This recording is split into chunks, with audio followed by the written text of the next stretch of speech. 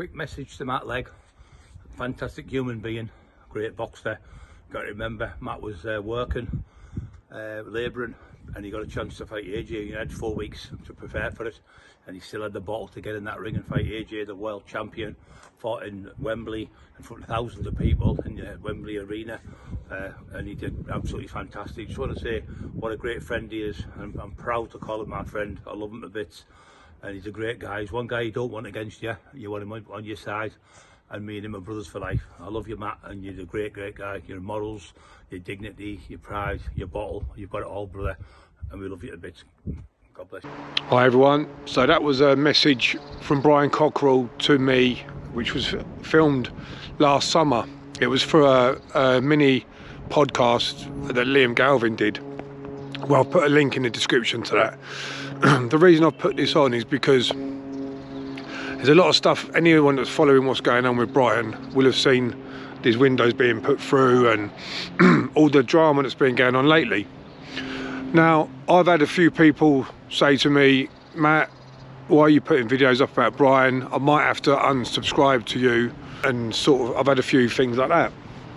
They were polite about it, but I just wanted to do this video to explain my opinion and thoughts on Brian Cockerill. So, I've met Brian initially about a year ago. I've only met Brian once. I met him, I went up to his house, we went to a boxing show. I stayed with Brian and Emma. They looked after me. They really looked after me. And I can't thank them enough.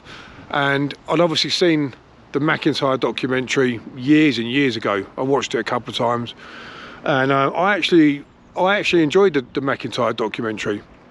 I know a lot of people going about the documentary, but I actually enjoyed it.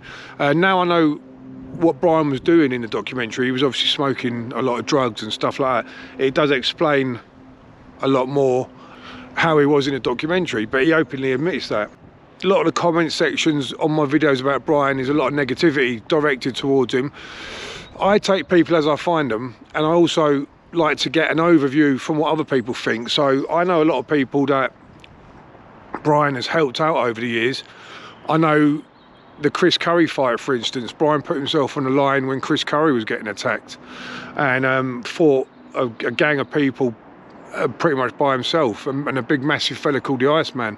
I know Brian's done the robbing of the drug dealers, and he's done other things like that.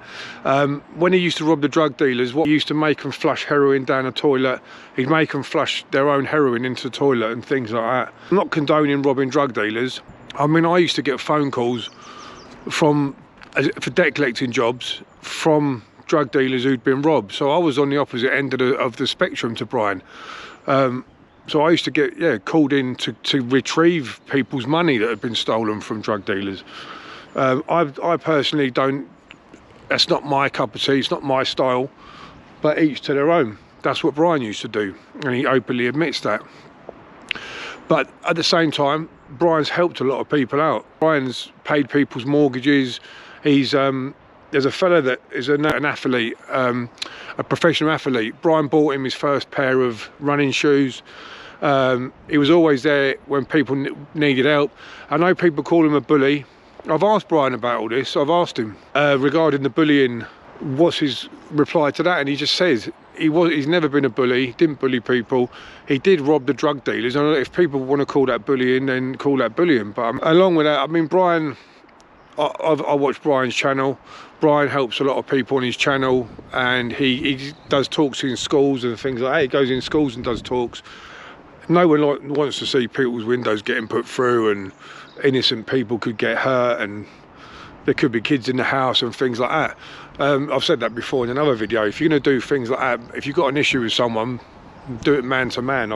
You know what I mean? So I just wanted to put my opinion out there, because I talk to Brian 2 or 3 times a week.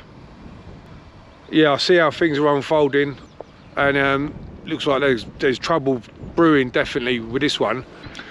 I personally would like to see it all stop, and I like a bit of peace and harmony, as you know. I like peace and harmony and everyone getting on, and this is a situation that looks like it's gone way beyond any reconciliation. Hold on, my arm's shaking. So yeah, I like people getting on, and I know Brian gets a lot of stick about people call him a liar, and they've jumped on the bandwagon on that. And I keep seeing this rally driving thing and this WWF wrestling thing coming up. So I've asked Brian about that. I said, where did all this come from then? The rally driving and the wrestling. And the rally driving thing was just a off the cuff thing about how they used to pay a lad £100 to teach him how to do rally driving. It was nothing. He never said he was a professional rally driver. He said himself it would be ridiculous. He was 24 stone. So that was ridiculous. And the British and the WWF wrestling thing was simply the fact that he said that back in the day he had a friend that was close with the British Bulldog, Davey Boy Smith, and the bloke suggested to Brian, because of Brian's size, why don't you get into wrestling, and you could why don't you go and talk to him and work, maybe do something with the British Bulldog. That was the extent of it. He's never said he was a wrestler, he was a rally driver, he was gonna. It's just things that have been twisted out of proportion and blown out of proportion.